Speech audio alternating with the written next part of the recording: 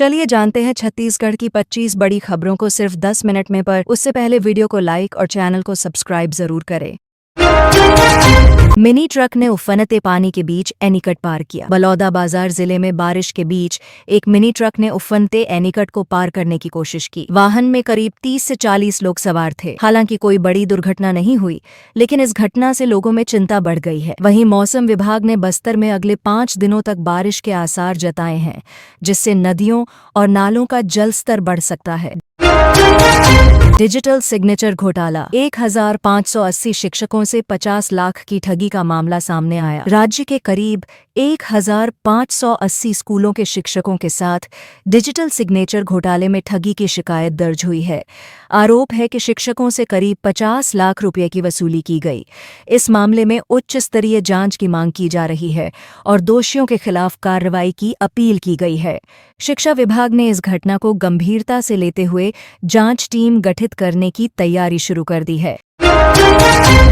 CM Vishnudeo Sai की अध्यक्षता में एसपी कॉन्फ्रेंस शुरू। मुख्यमंत्री विष्णुदेव साय की अध्यक्षता में आज राजधानी रायपुर में पुलिस अधीक्षकों की कॉन्फ्रेंस शुरू हुई। बैठक करीब 3 घंटे चलेगी, जिसमें सीएम राज्य के सभी एसपी के काम की समीक्षा करेंगे। इस दौरान कानून व्यवस्था, सुरक्षा और अपराध नियंत्रण पर भी चर्चा होगी। साथ ही वन विभाग के अफसरों के साथ मिलकर नक्सल प्रभावित इलाकों की स्थिति पर विचार किया जाएगा। जमीन फर्जीवाड़े के मामले में कारोबारी की गिरफ्तारी पर सवाल। राजधानी रायपुर में जमीन से जुड़े एक फर्जीवाड़े के मामले में अब तक कारोबारी की गिरफ्तारी नहीं हुई है। पीड़ित पक्ष दस्तावेज लेकर सिविल लाइन थाने पहुंचा और न्याय की मांग की। बताया गया कि जमीन के कागजातों में गड़बड़ी कर धोखाधड़ी की गई थी। पुलिस ने मामला दर्ज कर जांच शुरू कर दी है और संबंधित दस्तावेजों की पड़ताल जारी है। दुर्ग ट्रैफिक पुलिस ने त्योहारी सीजन में बढ़ाई सख्ती। दुर्ग में ट्रैफिक पुलिस ने त्योहारों को देखते हुए सख्ती बढ़ा दी है। नियम तोड़ने वाले 305 वाहन चालकों से करीब 97,000 रुपये का जुर्माना वसूला गया। इसके अलावा अवैध पार्किंग करने वालों पर भी कार्रवाई की गई। पुलिस ने कहा है कि शहर में भीड़ भाड़ के दौरान सुरक्षा और व्यवस्था बनाए रखना उनकी प्राथमिकता है। मानसून में दिखी उदंती सीता नदी की खूबसूरती।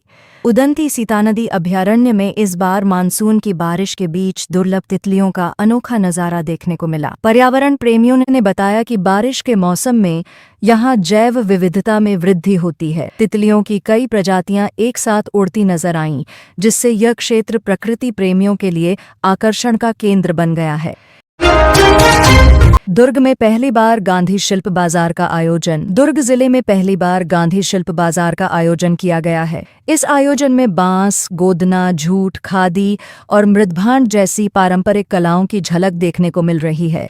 स्थानीय कलाकारों को अपने उत्पाद प्रदर्शित करने का मौका दिया गया है, जिससे हस्तशिल्प को बढ़ावा मिलेगा और लोगों को रोजगार के नए अवसर भी मिलेंगे।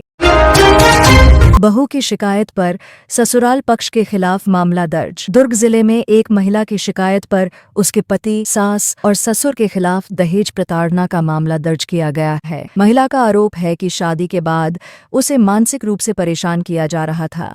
पुलिस ने शिकायत दर्ज कर जांच शुरू कर दी है। अधिकारियों ने कहा है कि मामले की निष्पक्ष जांच कर उचित कार्रवाई की जाएगी। तकनीक के उपयोग से खेती को बनाया जा रहा स्मार्ट। प्रदेश में अब किसान आधुनिक तकनीक और मशीनों का उपयोग कर खेती को स्मार्ट बना रहे हैं। ट्रांसप्लांटर से धान की रोपाई कर किसान श्रम और धन दोनों की बचत कर रहे हैं। बताया जा रहा है कि इस पद्धति से खेती का खर्च करीब 70% तक घट गया है। कृषि विभाग किसानों को प्रशिक्षण देकर इस नई तकनीक को बढ़ावा दे रहा है। साइंस कॉलेज हॉस्टल में छात्रों के बीच विवाद की घटना। राजधानी रायपुर के साइंस कॉलेज हॉस्टल में देर रात कुछ बाहरी युवक घुस आए और 3 छात्रों के साथ मारपीट की घटना हुई। आरोप है कि युवकों ने छात्रों के मोबाइल भी छीन लिए और मौके से भाग निकले। पुलिस ने मामला दर्ज कर जांच शुरू कर दी है। कॉलेज प्रशासन ने हॉस्टल में सुरक्षा व्यवस्था और मजबूत करने के निर्देश दिए हैं। हाथियों की आवाजाही पर 17 गांवों में अलर्ट जारी। सरगुजा जिले के कई इलाकों में हाथियों की आवाजाही के चलते 17 गांवों में वन विभाग ने अलर्ट जारी किया है। ग्रामीणों को सावधानी बरतने और रात में जंगल की ओर न जाने की सलाह दी गई है। विभाग की टीमें लगातार निगरानी कर रही हैं और हाथियों की मूवमेंट पर नजर रखी जा रही है ताकि किसी तरह की हानि से बचा जा सके। पटाखा दुकानों के लिए जारी हुई नई गाइडलाइन। राज्य सरकार ने त्योहारी सीजन को देखते हुए पटाखा दुकानों के लिए नई गाइडलाइन जारी की है। अब सिर्फ टिन शेड में ही दुकानें लगाई जा सकेंगी। बांस और कपड़े के शेड पर पूरी तरह रोक लगा दी गई है।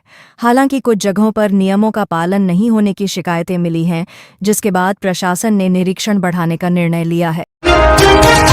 आरएसएस शताब्दी वर्ष समारोह में पथ संचलन का आयोजन। महासमुंद जिले में आरएसएस के शताब्दी वर्ष कार्यक्रम के तहत पथ संचलन का आयोजन किया गया। यह आयोजन 15 अक्टूबर तक चलेगा। इसमें स्वास्थ्य मंत्री श्याम बिहारी जायसवाल भी शामिल हुए। इस दौरान सामाजिक सद्भाव और सेवा कार्यों पर चर्चा की गई। कार्यक्रम में बड़ी संख्या में स्वयंसेवक मौजूद रहे और अनुशासन का उत्कृष्ट उदाहरण पेश किया। वार्ड बॉय और आया भर्ती परीक्षा में प्रवेश विवाद। राजधानी में आयोजित वार्ड बॉय और आया भर्ती परीक्षा के दौरान कुछ परीक्षार्थियों को प्रवेश नहीं दिया गया। बताया गया कि भूरे रंग की हाफ टी शर्ट पहने उम्मीदवारों को प्रवेश से रोका गया। वहीं कुछ ने बिना शर्त परीक्षा दी। प्रशासन ने कहा है कि यह परीक्षा पारदर्शी तरीके से कराई गई और सभी नियमों का पालन किया गया।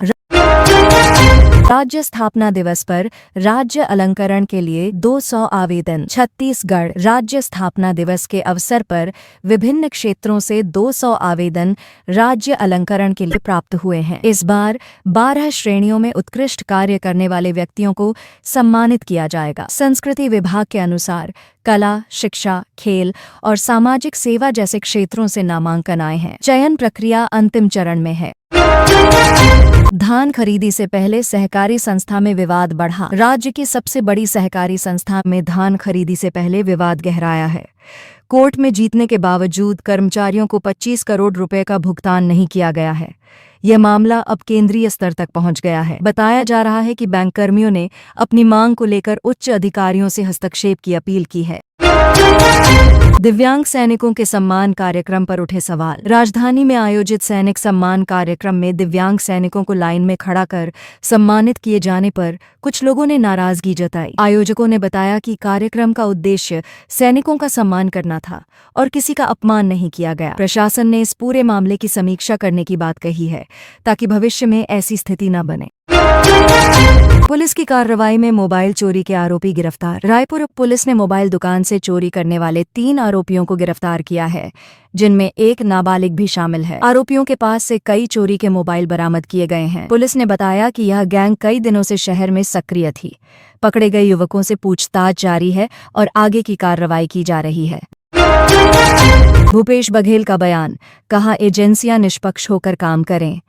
पूर्व मुख्यमंत्री भूपेश बघेल ने कहा है कि जांच एजेंसियों और चुनाव आयोग को निष्पक्ष रूप से काम करना चाहिए। उन्होंने कहा कि लोकतंत्र में सभी संस्थाओं को स्वतंत्र रूप से कार्य करना चाहिए। बघेल ने कहा कि जनता का भरोसा बनाए रखना जरूरी है और यही लोकतांत्रिक व्यवस्था की असली ताकत है।